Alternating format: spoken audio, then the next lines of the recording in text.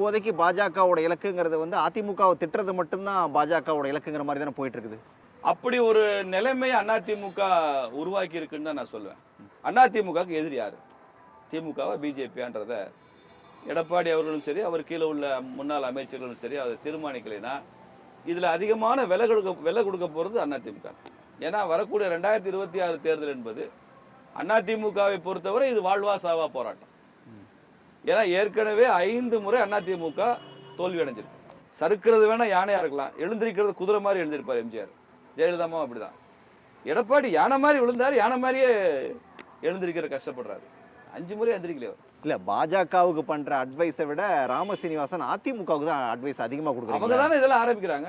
நேத்து பேசியிருக்கிறார் ஜெயக்குமார், 4 எம்எல்ஏக்கள் நாங்க போட்ட பிச்சைன்னு பேசியிருக்காரு.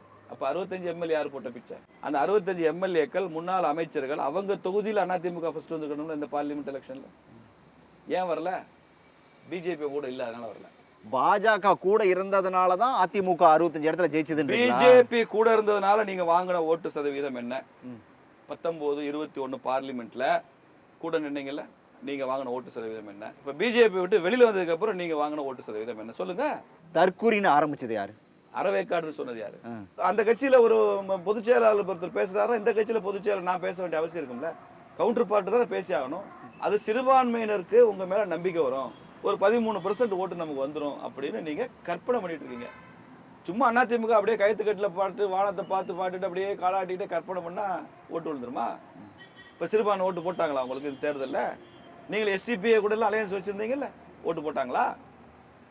போட மாட்டாங்க. சும்மா எடப்பாடி இங்கிட்ட அங்கிட்டும் வெயிட்டை மாற்றி வச்சாருன்னா தராசு மாறிடுமா? அதற்காக தான் அவர் பண்றாரு. அதில் அவர் மிசரபிளி ஃபெயில்ஸ், தோத்து போறாரு, அவ்வளோதான். எங்கள் அண்ணன் செல்லூர் ராஜ் அண்ணன் கூட சொல்றாரு, நாங்கள் என்ன செய்யறது, நாங்களும் கூவி தான் ஓட்டு கேட்டோம், ஓட்டு போடலையே அப்படின்னு சொல்ற அளவுக்கு வந்திருக்குல்ல. அப்போ பிஜேபினாலேயே உங்க சொந்த தொகுதியிலேயே பின்னுக்கு தள்ளப்பட்ட போது கூட நீங்க ஏன் பிஜேபியினுடைய பொட்டன்ஷியல்ஸை நீங்க உணர்ந்து கொள்ள மாட்டேங்கிறீங்க?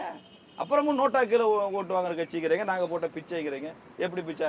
வரக்கூடிய உள்ளாட்சி தேர்தலில் பார்த்துருவோம். உள்ளாட்சி தேர்தல் நடக்குதுல, பார்த்துருவோம் யார் யாருக்கு போட்ட பிச்சைன்னு பார்த்துருவோம். உங்களை பார்த்து நான் பரிதாபப்படுறேன். சமீபத்தில் செல்லூர் ராஜ நான் தான் ஒரு பேட்டி எடுத்தேன். அதில் ஒரு விஷயத்தை அவர் சொன்னார். எடப்பாடியை பொறுத்த வரைக்கும் ஒரு விஷயத்தில் தெளிவாக இருக்காரு. இவங்க அண்ணாமலையவே மாற்றினா கூட பாஜக கூட இனி கூட்டணி இல்லவே இல்லைங்கிறதுல அவர் உறுதியா இருக்காருன்னு சொல்லி சொல்றாரு. இதை எப்படி கூட்டணி ஏங்கி தவிக்கலையே சார்? நாங்க கூட ஏங்கி தவிக்கல. எப்போதும் கூட்டணி இல்லைன்ற முடிவு அவங்க எடுக்கட்டும். எங்க தலைவர் தான் இனிமே எப்போதும் கூட்டணி இல்லைன்னு சொல்லியிருக்காரு. நாங்க ஒன்றும் ஏங்கி தவிக்கல. ரெண்டாவது விஜய் வேற புதுசா கட்சி ஆரம்பிக்கிறாரு. அப்போ தெளிவா தெரியுது ஒரு 5 முனை போட்டி இருக்கும்னு. பாப்பா 5 முனை போட்டில யாரு? விஜய் இப்ப ஒரு துண்டை போட்டு வச்சிருச்சு பாஜக. மாம மச்சனம் கூட தான் கூட்டணி எல்லாம் சொல்லிட்டாரு. விஜயோட எல்லாம் கூட்டணி வரும் நான் நினைக்கல. ஏன்னா நான் நடைமுறை சாத்தியமான அரசியல் பேசுறேன். ஜெயிச்சா பிஜேபியில இருந்து முதலமைச்சர் சொல்லி தான் நாங்க களம் காண்போம். அப்ப விஜய் எப்படி எங்க கூட கூட்டணிக்கு வர முடியும்? வெற்றி பெற்ற அவர் முதலமைச்சர் சொல்லி தான் அவர் களம் காண்பாரு. நம்ம தான் 5 வருஷம் ஆட்சி செய்ய போறோம்னு சொல்லி அந்த உற்சாகத்தை கிளப்புறதா அவங்க வேலையா. இவர் ஒரு பெரிய மாற்று அப்படின்னு மக்களை நம்ப வைக்கிறதா வேலை. அவர் வரும்போதே பிஜேபியோட கூட்டணி, திமுகவோட கூட்டணி, அதிமுக கூட்டணின்னு சொன்னாருன்னா அவருடைய நேரேட்டிவ் அவருக்கு செட் ஆகாது. அதனால தனியா தான் வருவார். விஜய் தனிதான், சீமான் தனிதான், திமுக கூட்டணி தனிதான், பிஜேபி தனிதான், அதிமுக தனிதான். சார், நம்ம எப்படி தான் பேசினாலுமே கூட கடந்த நாடாளுமன்ற தேர்தலில் அதிமுக பாஜக கூட்டணி உடையறதுக்கு காரணம் அண்ணாமலையோட பேச்சு தானே. அதை மறுக்க முடியாது. இல்ல எடப்பாடி தான் காரணம். ஏன்னா எடப்பாடி கடைசி வரைக்கும் அமைதியா தானே இருந்தாரு. பாஜகவை பத்தி எந்த விமர்சனத்தையும் அவர் முன்வைக்கவே இல்லையே. அமைதியா தான் இருந்தாரு. பிஜேபியோட கூட்டணிக்கு அவர் ரெடியா இல்ல. ஏன்னா இன்டர்னலா என்ன நடந்ததுன்னு முழுசா தெரிஞ்சவன், அதனால பேசுறேன். என்னதான் நடந்துச்சு? மத்திய தலைமை கூட்டணிக்கு ரெடியா இருந்தாங்க. அண்ணாமலை அவர்களும் நான் கூட்டணிக்கு நீங்க மத்திய தலைமை கூட்டணி வைக்க விரும்பினால் நான் ஒன்னும் ஆட்சேபிக்க மாட்டேன் அப்படின்னு சொல்லிட்டாரு. நீங்க நேரடியாவே அவங்க பேசிக்கிட்டாங்க. அப்புறம் எடப்பாடி இங்க என்ன வேணாலும் பேசுவாரு அண்ணாமலை, திரும்ப கூட்டணிக்கு ரெடின்னு சொல்லுவாரு. அது திரும்ப வந்து கையை கொடுத்து சமாதானம் ஆயிடணும்.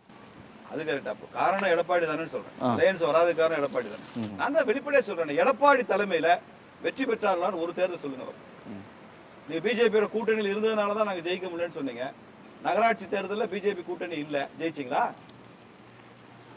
கடந்து முடிஞ்ச நாடாளுமன்ற தேர்தலில் பிஜேபி கூட்டணியில இல்ல, ஜெயிச்சிங்களா?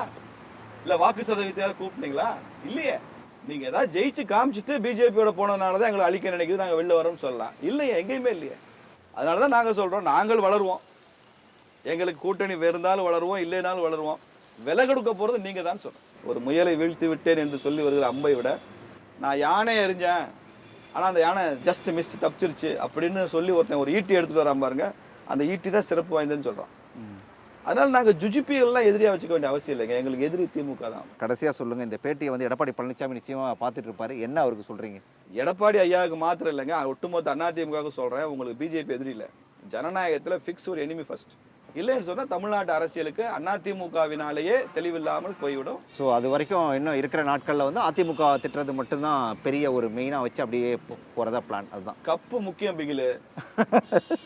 விஜயோட பஞ்ச் டயலாக் சொல்லியே முடிக்கிறேன். கப்பு முக்கியம் பிகிலுன்னு எங்க அண்ணன் விஜய் சொல்லியிருக்காரு, எங்க தம்பி விஜய் சொல்லியிருக்காரு. அதிமுக திட்டினாதான் கப்பு வரும். அது மாதிரி தேர்தல்ல வெற்றி முக்கியம் பிகிலு. அதான் அதிமுக உங்களுக்கு திட்டினாதான் அது கிடைக்கும். பார்க்கலாம். உடனுக்குடன் செய்திகளை தெரிந்து கொள்ள சன் நியூஸ் பெல் ஐகானை கிளிக் பண்ணுங்க.